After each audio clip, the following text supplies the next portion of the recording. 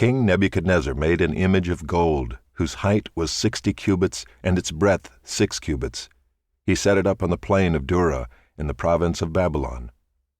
Then King Nebuchadnezzar sent to gather the satraps, the prefects, and the governors, the counselors, the treasurers, the justices, the magistrates, and all the officials of the provinces to come to the dedication of the image that King Nebuchadnezzar had set up. Then the satraps, the prefects, and the governors, the counselors, the treasurers, the justices, the magistrates, and all the officials of the provinces gathered for the dedication of the image that King Nebuchadnezzar had set up. And they stood before the image that Nebuchadnezzar had set up. And the herald proclaimed aloud, "You are commanded, O peoples, nations, and languages, that when you hear the sound of the horn, pipe, lyre, trigon, harp, bagpipe, and every kind of music, you are to fall down and worship the golden image that King Nebuchadnezzar has set up. And whoever does not fall down and worship shall immediately be cast into a burning fiery furnace." Therefore, as soon as all the peoples heard the sound of the horn, pipe, lyre, trigon, harp, bagpipe, and every kind of music, all the peoples, nations, and languages fell down and worshipped the golden image that King Nebuchadnezzar had set up. Therefore at that time certain Chaldeans came forward and maliciously accused the Jews. They declared to King Nebuchadnezzar, "O king, live forever.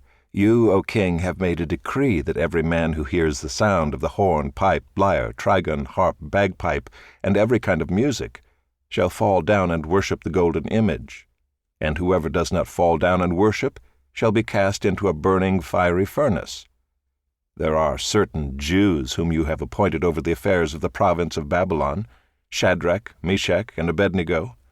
These men, O king, pay no attention to you. They do not serve your gods or worship the golden image that you have set up." Then Nebuchadnezzar, in furious rage, commanded that Shadrach, Meshach, and Abednego be brought. So they brought these men before the king. Nebuchadnezzar answered and said to them, "Is it true, O Shadrach, Meshach, and Abednego, that you do not serve my gods or worship the golden image that I have set up?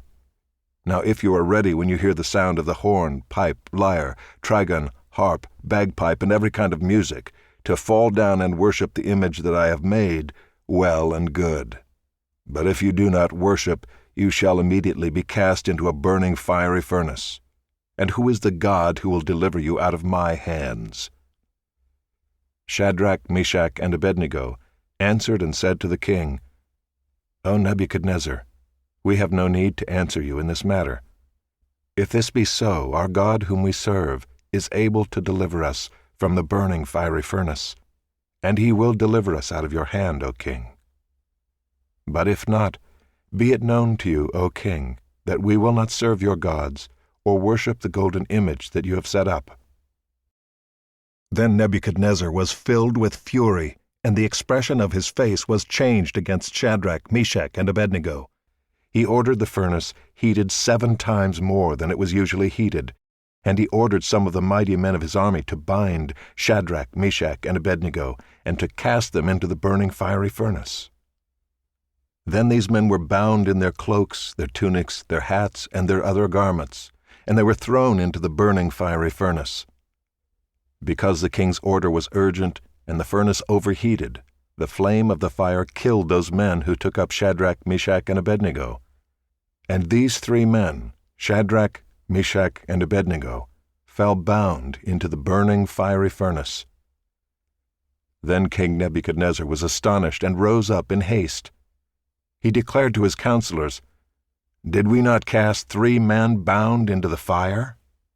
They answered and said to the king, "True, O king." He answered and said, "But I see 4 men unbound, walking in the midst of the fire, and they are not hurt. And the appearance of the 4th is like a son of the gods." Then Nebuchadnezzar came near to the door of the burning fiery furnace.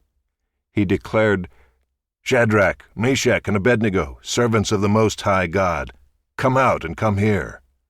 Then Shadrach, Meshach, and Abednego came out from the fire. And the satraps, the prefects, the governors, and the king's counselors gathered together and saw that the fire had not had any power over the bodies of those men. The hair of their heads was not singed, their cloaks were not harmed, and no smell of fire had come upon them. Nebuchadnezzar answered and said, Blessed be the God of Shadrach, Meshach, and Abednego, who has sent his angel and delivered his servants, who trusted in him, and set aside the king's command, and yielded up their bodies rather than serve and worship any god except their own God. Therefore I make a decree. Any people, nation, or language that speaks anything against the God of Shadrach, Meshach, and Abednego shall be torn limb from limb, and their houses laid in ruins. For there is no other God who is able to rescue in this way. Then the king promoted Shadrach, Meshach, and Abednego in the province of Babylon.